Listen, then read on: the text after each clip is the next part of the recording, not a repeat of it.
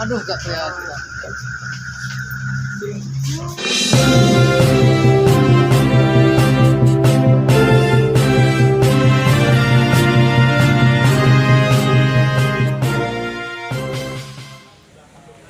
Aparat Satuan Reserse Kriminal Polres Kota Metro membongkar praktik dugaan sindikat penggelapan mobil yang selama ini jadi momok masyarakat Kota Metro, khususnya konsumen kredit atau debitur kendaraan roda 2. Tak tanggung, oknum debt collector yang cukup disegani di kalangan lesing mobil dan cukup terlindungi dengan bekingan.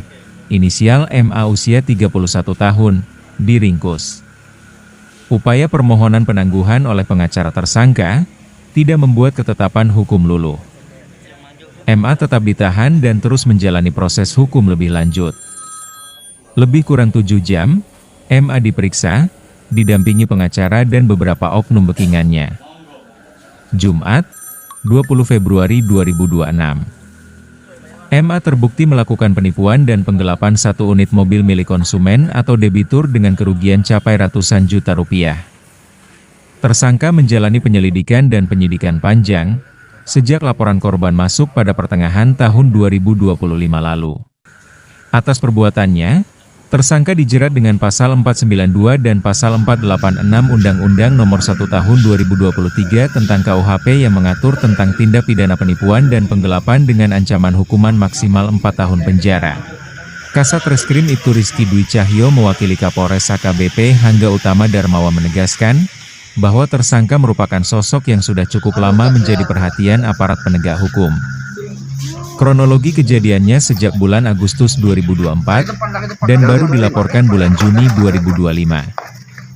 Setelah melakukan proses penyelidikan dan penyidikan, mengumpulkan alat bukti, dan menetapkan tersangka berinisial MA. Kronologinya adalah kejadian ini sudah cukup lama, sejak bulan Agustus tahun 2024 dan baru dilaporkan bulan Juni 2025.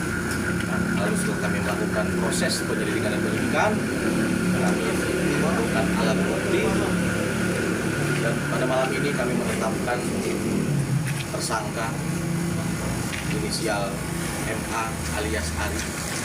Untuk yang bersangkutan, ini merupakan debt collector yang sudah cukup terkenal di Kota Metro. Dan memang sudah cukup banyak meresahkan masyarakat. Sampai dengan saat ini dimungkinkan akan ada tersangka lain. Informasinya ada belum bisa kami konfirmasi terlebih dahulu kepada rekan-rekan.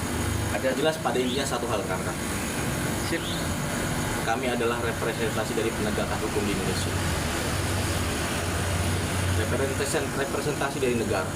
Dan negara tidak boleh kalah dengan oknum-oknum preman.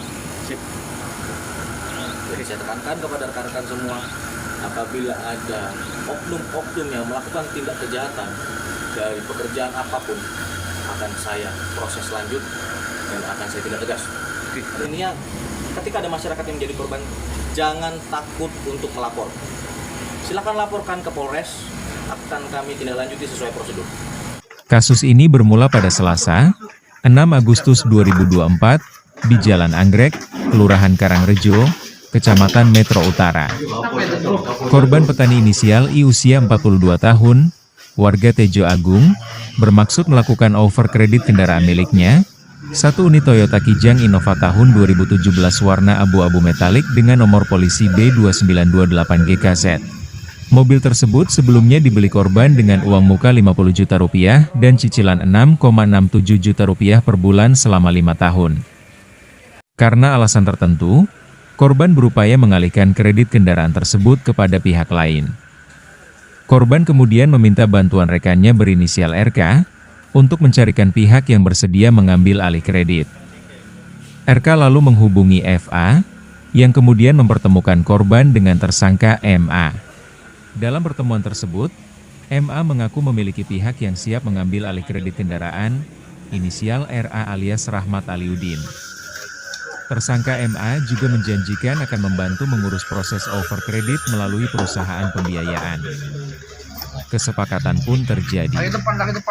Tersangka MA mentransfer uang sebesar 46 juta rupiah sebagai biaya overkredit kepada perantara, yang kemudian sebagian diteruskan kepada korban sebesar 28,5 juta rupiah setelah dipotong fee perantara. Setelah kesepakatan, korban menyerahkan kendaraan beserta STNK dan kunci serep kepada tersangka. Mobil tersebut kemudian dibawa oleh seseorang berinisial IA yang datang bersama tersangka.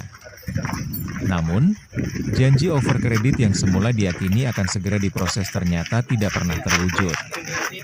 Belakangan diketahui, proses overkredit gagal dilakukan karena calon penerima memiliki riwayat kredit bermasalah. Ironisnya, kendaraan milik korban tidak pernah dikembalikan. Dalam proses penyidikan, polisi berhasil mengamankan sejumlah barang bukti penting, diantaranya dokumen perjanjian pembiayaan, fotokopi BPKB, rekening koran, tangkapan layar percakapan WhatsApp antara korban dan tersangka, serta bukti transfer uang diperkirakan 28 juta rupiah. Namun, kendaraan yang menjadi objek penggelapan hingga kini belum ditemukan. Polisi menduga kasus ini tidak berdiri sendiri. Ada indikasi keterlibatan pihak lain dalam praktik penggelapan kendaraan modus overkredit. Dari Kota Metro, tim reportase melaporkan.